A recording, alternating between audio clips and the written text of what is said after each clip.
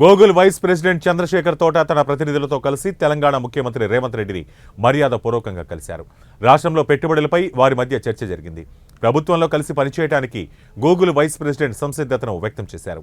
Artificial intelligence ప్రతి రంగాన్ని ప్రభావితం చేస్తోందని, వ్యవసాయం, విద్య, ఆరోగ్యం వంటి అంశాలలో తెలంగాణ కోసం డిజిటలైజేషన్ అజెండాను అభివృద్ధి చేయడంలో భాగస్వాములు కావడంతో పాటు తెలంగాణ పౌరుల అవసరాలను తీర్చడానికి నాణ్యమైన సేవలను అందించేందుకు విస్తృతమైన సాంకేతికత, నైపుణ్యం తమ వద్ద ఉన్నాయని ముఖ్యమంత్రికి చంద్రశేఖర్ వివరించారు. అధికార పార్టీ నాయకుల అండదండలతో మా ఊర్లోని చిన్న చిన్న బిడ్డలను ఆక్రమించి దేవస్థానానికి రాకుండా వాళ్ళు మావే అని చెప్పి దొంగ బట్టాలు చేసుకుని వాటిని ఆక్రమించుకోవడానికి చేస్తున్నారు. దీనికోసం మేము పోలీసు వారికి మరియు ఎంఆర్ఓ ఆఫీస్ వారికి, ఆర్డీఓ వారికి, కలెక్టర్ వారికి పలు దఫాలుగా అర్జీలు ఇచ్చి విన్నవించుకున్నాము.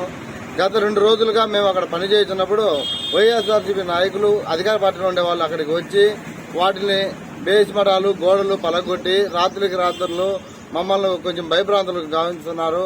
కావున దయవుంచి ఇలాంటి సంఘటనలు మళ్ళా పునరావృతం కాకుండా చేయవలసిందిగా కోరుతున్నాం. ఎంఆర్ఓ గారికి అర్జీలు ఇచ్చి వారి యొక్క సమస్య పరిష్కరించవలసిందిగా కోరుతున్నాం. నమస్కారము. మేము పద్మశాలి కులస్థలము.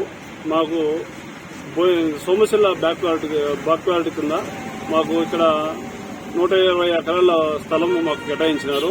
దానికి దేవస్థానానికి కూడా సంబంధించినటువంటి స్థలం కూడా అందులోనే మాకు ఆ రోజు గవర్నమెంట్ రాసి ఇచ్చింది.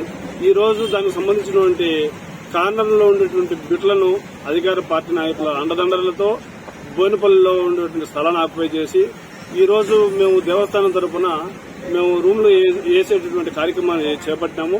కానీ దాన్ని రాత్రికి రాత్రి దౌర్జన్యంగా ఏ టైంలో వచ్చి మా గోడలన్నీ పగలగొట్టినారు.